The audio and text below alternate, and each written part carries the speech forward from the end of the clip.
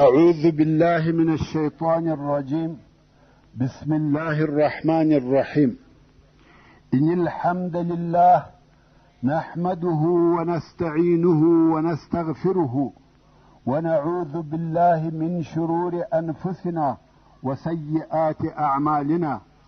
من يهده الله فلا مضل له ومن يضلل فلا هادي له، وأشهد أن لا إله إلا الله وحده لا شريك له، وأشهد أن محمدا عبده ورسوله صلى الله عليه وآله وسلم تسليما كثيرا. أما بعد، د سرور کائنات صلی الله علیه و آله وسلم ژوند. محترم ورونو، زموږ قصه دې ځای ته رارسېدلې وه. د رسول الله صلی الله علیه و آله وسلم هغه ښه او غوره، امین او صادقه، نږدې او وفاداره صاحب او ملګری ابوبکر صدیق رضی الله تعالی عنه دی. او بیا رسول الله صلی الله علیه و آله وسلم وفرمیل: هر چا چې نیکي او احسان را سره کړي دي، د هغه بدله ورکړه سوې ده، بې له ابوبکر څخه چې د هغه د احسانو بدله مې آخرت ته پرې ایښې ده. رسول الله صلی الله علیه و آله وسلم وفرمیل: په مسجد کې دې هیڅ یوه دروازه نه پاته کیږي چې ونه تړل سي یا بنده نه سي بې له دروازې څخه د ابوبکر. ورونو، کم وخت چې رسول الله صلی الله علیه و آله وسلم مسجد نبوي جوړ کړي، د صحابه کرامو څخه ډیرو خلقو دا لته په مسجد پورې مشتي کورونه جوړ کړه چې د کورو عمومي دروازې یې پر بل طرف وې، مګر د کور د شا د طرفه به یوه کوچنۍ دروازه و مسجد ته راخلاصه کړه لکه دربچه، او دغه دروازې ډیرې وې. نو رسول الله صلی الله علیه و آله وسلم وفرمیل چې دغه کوچنۍ دروازې دې ټوله وتړل سي بې له دروازې څخه د ابوبکر. دا هم د ابوبکر صدیق رضی الله تعالی عنه دپاره ډېر لوی امتیاز و. او بیا رسول الله صلی الله علیه و آله وسلم د ښځو په باره کې د ښه ژوند او ښې ګزارې او معاملې وصیت او راهنمایي وکړه. دا دوهم وار دی چې رسول الله صلی الله علیه و آله وسلم د ښځو سره په ښه معامله او ښه ګزاره امر کوي. یو وار په حجة الوداع کې، او اوس په دغه خطبه کې رسول الله صلی الله علیه و آله وسلم وفرمیل چې د ښځو سره ښه او نرمه معامله کوي. دا د رسول الله صلی الله علیه و آله وسلم وصیتونه او لارښوونې وې چې خپل امت او اصحابو ته کولې. پس له دغه خطبې ویلو څخه رسول الله صلی الله علیه و آله وسلم کور ته ولاړی. خلقو د جهاد دپاره ځانونه تیارول چې د اسامه ابن زید رضی الله تعالی عنه د لښکره سره یو ځای سي. اسامه رضی الله تعالی عنه تر مدینې منورې د باندې اړولي دي. هر هغه څوک چې و جهاد ته د تللو اراده لري هغه هلته ورځي، او د رضی الله تعالی عنه ته به دا معلومېده چې څو نفره د ده سره ځي. نو خلق ورتله او تر مدینې منورې د باندې سره جمعه کېده. رسول الله صلی الله علیه و آله وسلم و اسامه ته حال ولېږي چې د بلقا و طرف ته حرکت وکړه. اسامه رضی الله تعالی عنه هم د حرکت آمادګي ونیول، مګر دا یې خوښه وه چې انتظار وکړي او پوه سي چې د رسول الله صلی الله علیه و آله وسلم مریضي څنګه کیږي. رسول الله صلی الله علیه و آله وسلم چې دغه خطبه وویل او کور ته ولاړی، درد او مریضي یې زیات سوه تر داسې اندازې چې بېهوشي به پراتله. اسامه چې واورېده چې د رسول الله صلی الله علیه و آله وسلم مریضي نوره هم زیاته سوې ده، نو ورته راغلی. په دغه وخت کې رسول الله صلی الله علیه و آله وسلم د ډېر درد او مریضي د تکلیف څخه خبرې نه سوای کولی.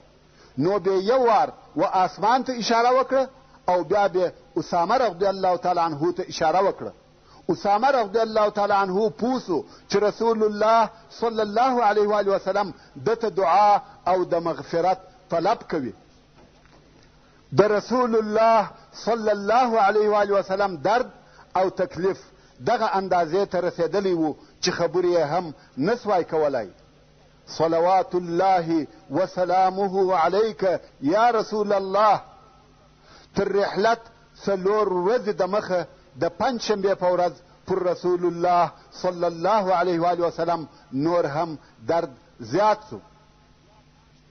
د رسول الله صلی الله علیه و وسلم په کور کې اصحاب کرام د ده علیه الصلاة وسلام پر شاوخوا ناست وه چې حضرت عمر فاروق رضی الله تعالی عنه هم موجود و. رسول الله صلی الله علیه و وسلم وفرمیل یوه ورقه راوړئ چې یو لیک در ولیکم چې تر هغه وروسته به نه خطاوځئ او نه به لار در څخه ورکیږي. حضرت عمر رضی الله تعالی عنه وویل رسول الله صلی الله علیه و وسلم د درد څخه په تکلیف دی، دته تکلیف مور کوي. زموږ سره کتاب الله سته او هغه زموږ دپاره کافي دی. په کور کې موجودو خلقو په دغه موضوع کې اختلاف سره شروع کړي. څوک وایي قلم او کاغذ راوړي چې لیک راولیکي او څوک د حضرت عمر رضی الله تعالی عنه خبره کوي. څو په دغه باره کې نقاش او خبرې زیاتې سوې. رسول الله صلی الله علیه و وسلم چې د درد څخه په تکلیف و نو یې وفرمیل راڅخه ولاړ سئ. خلق د رسول الله صلی الله علیه و وسلم د کوره څخه ووته. سره د دې چې رسول الله صلی الله علیه و وسلم ډېر مریض او په تکلیف و خو بیا یې هم د ټولو لمنځو امامت په خپله کاوه. حتی دغه د پنجشنبې په ورځ چې تر رحلت 4 ورځې د مخه و د ماښام د لمانځه امامت په خپله رسول الله صلی الله علیه و وسلم وکړي او سورة المرسلات یې پکښې ووایه. خو ماخوستن ته یې مریضي ډېره زیاته او نور هم ضعیفه سو تر داسې اندازې چې مسجد ته نسوای راوتلی.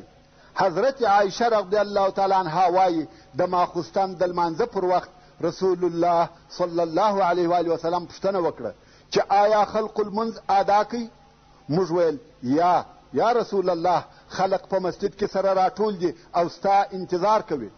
رسول الله صلی الله علیه و وسلم وفرمیل ما ته د غسل یا اوداسه دپاره په یوه لوښي کې اوبه کښېږدئ.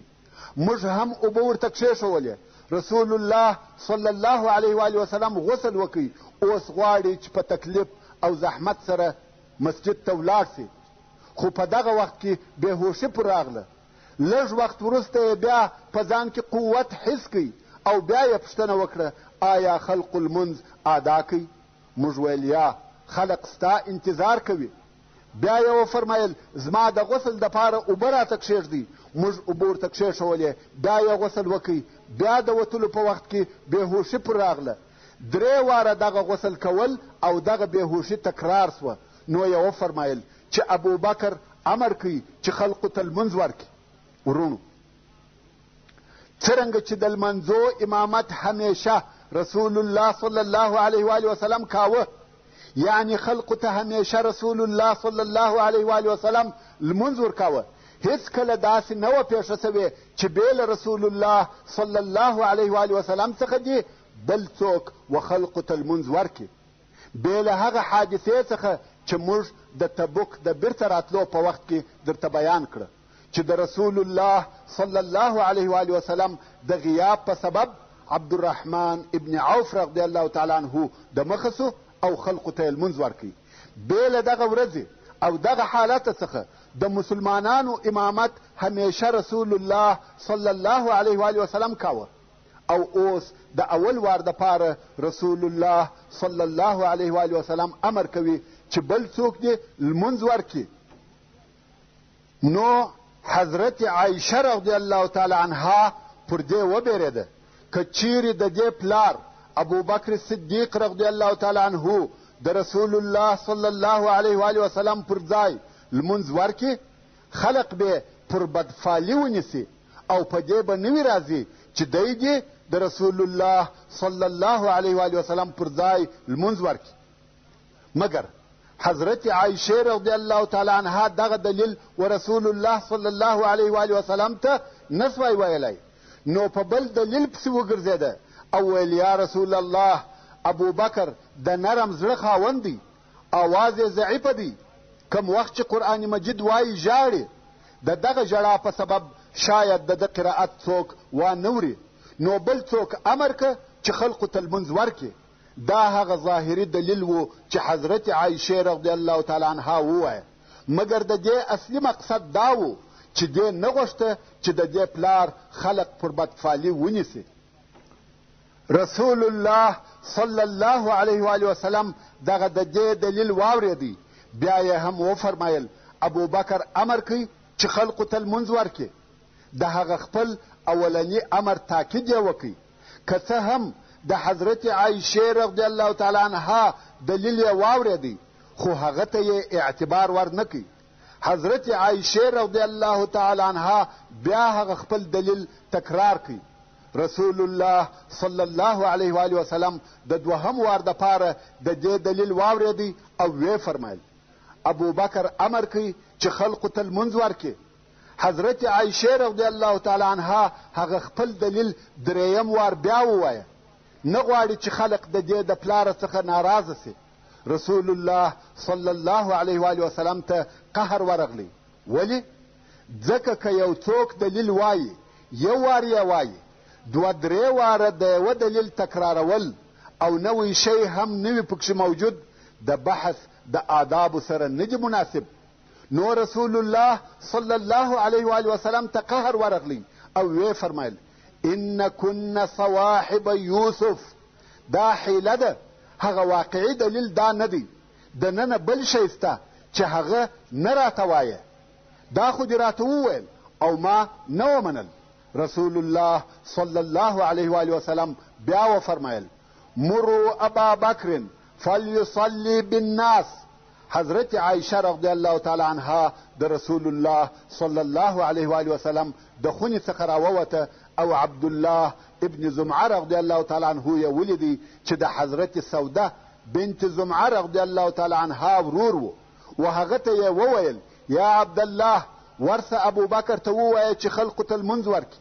عبدالله ابن زمعه رضی الله تعالی عنه راووتی، ابوبکر صدیق رضی الله تعالی عنه ته یې وویل رسول الله صلی الله علیه و وسلم دې امر کوي چې و خلقو ته لمونځ ورکه. ابوبکر صدیق رضی الله تعالی عنه چې د نرم زړه خاوند و حضرت عمر فاروق رضی الله تعالی عنه ته یې وویل خلقو ته لمونځ ورکه. هغه ویل یا ته د دې کار دپاره حقداره یې. نو ابوبکر صدیق رضی الله تعالی عنه د دغې ورځې د ماخوستن د لمانځه څخه شروع نور پاته لمنځونه و خلقو ته ورکول چې د رسول الله صلی الله علیه و وسلم په حیات کې ټول 11 لمنځونه ابوبکر صدیق رضی الله تعالی عنه و خلقو ته ورکړي دي، چې یو د پنجشنبې د ماخوستن لمونځ و، د جمعې، شنبې او یکشنبې 15 لمنځونه او د دوشنبې د سهار لمونځ چې ټوله 11 لمنځونه کیږي. په دغه ورځو کې رسول الله صلی الله علیه و وسلم ډېر ضعیفه و او څو واره شدید دردونه ورته پیښ سوي دي. حتی ځینې وختونه به بېهوشي پراتله، وحی هم نسته، لکه څرنګه چې د مخه مو درته وویل چې وحی د حجة الوداع څخه قطعه سوي وې. ورونو، لکه څرنګه چې د مخه مو درته وویل چې په حجة الوداع کې د عرفات په ورځ چې د جمعې ورځ هم وه، په مازدیګر کې دغه آیات شریف نازل سو چې الله جل جلاله فرمایي اليوم اکملت لکم دینکم واتممت علیکم نعمتی ورضیت لکم الاسلام دینا. او بیا په منا او ایام تشریق کې سورة النصر نازل سو چې الله جل جلاله فرمایي اذا جاء نصر الله والفتح ورأيت الناس يدخلون في دين الله أفواجا فسبح بحمد ربك واستغفره إنه كان توابا. او بیا د رسول الله صلی الله علیه و وسلم تر رحلت نو ورځې د مخه د الله جل جلاله دا قول نازل سو چې د سورة البقره 201 نمبر آیات دی او فرمایي واتقوا یوما ترجعون فيه إلى الله ثم توفى كل نفس ما كسبت وهم لا يظلمون. یعنې تاسې د هغې ورځې د عذابه څخه وبېرېږئ چې تاسې په هغه ورځ کې بیرته د الله جل جلاله و طرف ته بیول کېږي او بیا به و هر چاته د هغه د عمل که خیر وي که شر بدله او جزا پوره ورکول سي او پر دوی به ظلم نه کیږي چې یا یې عذاب ورزیات کی یا یې ثواب ورلږ کی. نو دغه آیات شریف د ټوله قرآن مجید په نزول کې هغه آخرنی آیات شریف دی او د رسول الله صلی الله علیه و آله وسلم تر رحلت نه ورځې د مخه نازل سوی دی. د دغه آیات شریف تر نزول وروسته رسول الله صلی الله علیه و آله وسلم په ډېر اوږده فکر کې غرق سو. فکر یې په چیشي کې کاوه، خپل پخواني یاداشتونه په فکر کې ورګرځوي، د خپلو یاداشتو فتح تر نظر باسي. ورونو د غار حرا واقعات مو په یاد دي چې جبریل علیه السلام ورته ویل اقرأ، او بیا رسول الله صلی الله علیه و آله وسلم و حضرت خدیجه رضی الله تعالی عنها ته ویل یا خدیجه د خوب وخت ولاړی. هغه مو په یاد دي چې رسول الله صلی الله علیه و آله وسلم د صفا پر غره ودرېدی او خلق یې و اسلام ته دعوتول. هغه مو په یاد دي چې عقبه ابن ابي معیط د مړه اوښکلمې راوړې او د رسول الله صلی الله علیه و آله وسلم پر اوږو یې د سجدې په حالت کې ورکښېښولې. هغه مو په یاد دي چې رسول الله صلی الله علیه و آله وسلم طائف ته ولاړی او د هغه ځای د خلقو د طرفه په ډبرو ویشتل کېدی او تر مبارکو پښو یې وینې بهېدې. هغه مو په یاد دي چې پر غرو مقرره ملائکه ورته راغله او ویل که ستا خوښه وي زه به د مکې پر اهل دغه دوه غرونه راکښېکاږم. رسول الله صلی الله علیه و آله وسلم وفرمایل یا زه صبر ورته کوم، ممکن الله جل جلاله د دوی د ملاو څخه داسې څوک راوباسي چې د الله جل جلاله عبادت کوي. اسراء او معراج مو په یاد دي او هغه مو هم په یاد دي چې د مکې مکرمې په فتحه کې د دوهم وار دپاره بیا د صفا پر غره ودرېدی او اهل مکې ته یې وفرمایل څه ګمان کوئ چې زه به نن ستاسې سره څه وکم؟ پر تاسې نن هیڅ ملامتیا نسته، ورځئ تاسې آزاد یاست. د خندق د کیندلو ورځ مو په یاد ده چې رسول الله صلی الله علیه و آله وسلم پر خپلو مبارکو اوږو خاورې چلولې او ټوله بدن یې په خاورو کې پټ و. د حنین ورځ مو په یاد ده چې یوازې د دشمن مخ ته ولاړ و او ویل یې انا نبی لا کذب انا ابن عبد المطلب. د احد ورځ مو په یاد ده چې رسول الله صلی الله علیه و آله وسلم و هغه غار ته ورولوېدی او غاښونه یې مات سوه، ټول مبارک مخ یې په وینو لړلی و. په دغه حال کې ابن قمعه ملعون راغلی او په توره یې وواهه. د رسول الله صلی الله علیه و آله وسلم د خول حلقې د ده علیه الصلاة وسلام د سر په هډوکو ننوتې او هلته بندې وې. کم وخت چې هغه حلقې راویستل سوې وینو فوارې وهلې او بیا ورته وویل سوه چې یا رسول الله شرا ورته وکړه او ده علیه الصلاة وسلام وفرمایل زه لعنت ویونکی نه یم رالیږل سوی بلکې زه د رحمت دپاره رالیږل سوی یم. او بیا یې لاسونه پورته کړه او ویل یې الهي زما قوم ته هدایت وکړې، دوی نه پوهیږي.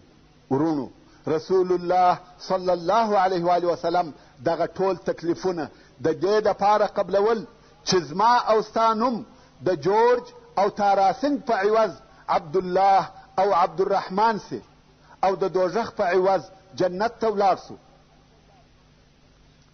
د شنبې یا د یک شنبې په ورځ رسول الله صلی الله علیه و آله وسلم په ځان کې یو څه صحت او سپکتیا ولیده. نو د ماپښین د لمانځه پر وخت د دوو نفرو په مابین کې چې یو یې عباس او بل یې علي رضی الله تعالی عنهما و پر هغو یې تکیه کړې وه و مسجد ته راووتی. ابوبکر صدیق رضی الله تعالی عنه پر لمانځه ولاړ دی او خلقو ته لمونځ ورکوي. کم وخت چې دا حس کړه چې رسول الله صلی الله علیه و آله وسلم راغلی غوښته یې چې شاته سي. د خلقو امامت رسول الله صلی الله علیه و آله وسلم وکړي او دی رضی الله تعالی عنه په صف کې ودرېږي. خو رسول الله صلی الله علیه و آله وسلم اشاره ورته وکړه چې مه تر شا کېږه او بیا یې و هغه دوو نفرو ته وویل چې ما د ابوبکر رضی الله تعالی عنه وڅنګ یا بغل ته کښېنوئ. رسول الله صلی الله علیه و آله وسلم د ابوبکر صدیق رضی الله تعالی عنه و چپه طرف ته کښېنول سو. نو ابوبکر رضی الله تعالی عنه د رسول الله صلی الله علیه و آله وسلم په لمانځه پسې اقتدا کړې وه او د رسول الله صلی الله علیه و آله وسلم د لمانځه تکبیرونه یې په خلقو اورېده. ورونو د رسول الله صلی الله علیه و آله وسلم تر رحلت یوه ورځ د مخه چې د یکشنبې ورځ وه رسول الله صلی الله علیه و آله وسلم خپل مریان ټول آزاد کړه. 7 دیناره یې درلوده هغه یې خیرات کړه. خپله ځینې اسلحه یې و مسلمانانو ته په هدیه کې ورکړه. په دغه شپه حضرت عایشه رضی الله تعالی عنها د څراغ د پاره تیل د خپلې یوې همسایه څخه په استعاره یا په خواست وغوښته او د رسول الله صلی الله علیه و آله وسلم یوه زغره د یوه یهودي سره په 10 کاسې اوربشو ګره وه. څو د هجرت د 11 کال د ربیع الاول د میاشتې 12مه ورځ چې د دوشنبې ورځ وه راورسېده. د سهار د لمانځه سره رسول الله صلی الله علیه و آله وسلم په ځان کې قوت او صحت ولیدی. پر ځان یې تکلیف تیر کړي او راولاړ سو. څرنګه چې رسول الله صلی الله علیه و آله وسلم د حضرت عایشه رضی الله تعالی عنها په کور کې و او د هغې رضی الله تعالی عنها خونه په مسجد نبوي پورې مشتې وه. د کور او مسجد په مابین کې دروازه وه او پرده پر ځړېده. تر دغه دروازې بېله رسول الله صلی الله علیه و آله وسلم هیڅ وخت بل څوک نه راوته. خلقو په مسجد کې په ابوبکر صدیق رضی الله تعالی عنه پسې د سهار لمونځ کاوه. پر لمانځه ولاړ وه. رسول الله صلی الله علیه و آله وسلم راغلی او دغه پرده یې پورته کړه. ویلې ده چې مسلمانان په پوره خشوع لمونځ ادا کوي. په ډېر دقت یې و قرآن مجید ته غوږ نیولی دی. ویلې ده چې اسلام قائم او ثابت سو. د دغه حال په لیدلو سره رسول الله صلی الله علیه و آله وسلم ډېر زیات خوښ او خوشحاله سو. نو د خوشحالۍ څخه یې تبسم وکړي. هغه اصحاب کرام چې دلته د کور و طرف ته نږدې ولاړ وه هغو د پردې ښورېده حس کړه. صبر یې نسوای کولی و هغه طرف ته یې وکتل او رسول الله صلی الله علیه و آله وسلم یې ولیدی. اوس پس له 3 ورځې نه راوتلو څخه د اول وار دپاره رسول الله صلی الله علیه و آله وسلم ویني. اصحاب کرام تر اندازې زیات خوشحاله سوه. د مخه دوی په بیره او تشویش کې وه او اوس رسول الله صلی الله علیه و آله وسلم ورته راوتلی دی، ولاړ دی او خاندي. اصحاب کرام په لمانځه کې خطا وتل، قریبه وه چې لمونځ پرېږدي او رسول الله صلی الله علیه و آله وسلم ته ورسي، سلام ورسره وکړي او د حال پوښتنه یې وکړي. مګر رسول الله صلی الله علیه و آله وسلم و دوی ته اشاره وکړه چې خپل لمونځ مو پوره کړئ. نو دوی هم پر لمانځه پاته سوه. په هغه حدیث شریف کې چې امام بخاري د انس ابن مالک رضی الله تعالی عنه څخه روایتوي وایي د دوشنبې په ورځ مسلمانانو د سهار لمونځ د ابوبکر صدیق رضی الله تعالی عنه په امامت ادا کاوه. چې ناببره رسول الله صلی الله علیه و آله وسلم هغه پرده پورته کړه چې د حضرت عایشه رضی الله تعالی عنها د خونې او د مسجد په مابین کې وه او مسلمانانو ته یې وکتل چې دوی د لمانځه په صفو کې ولاړ وه او بیا رسول الله صلی الله علیه و آله وسلم تبسم وکړي. ابوبکر صدیق رضی الله تعالی عنه شاته ولاړی چې په صف کې ودرېږي، ځکه د ده دا خیال سو چې رسول الله صلی الله علیه و آله وسلم غواړي چې د لمانځه د ادا کولو دپاره راووځي. انس ابن مالک رضی الله تعالی عنہ وایي چې مسلمانانو دا قصد وکي چې د رسول الله صلی الله علیه و آله وسلم دراوتلو د خوشحالۍ په سبب لمونځ پریږدي، خو رسول الله صلی الله علیه و آله وسلم په خپل مبارک لاس اشاره ورته وکړه چې خپل لمونځ مو پوره کړئ، او بیا رسول الله صلی الله علیه و آله وسلم پرده کښته کړه او کور ته ننوتی. دا د امام بخاری وصلى الله تعالى على خير خلقه محمد وآله وأصحابه وأهل بيته أجمعين. والسلام عليكم ورحمة الله وبركاته.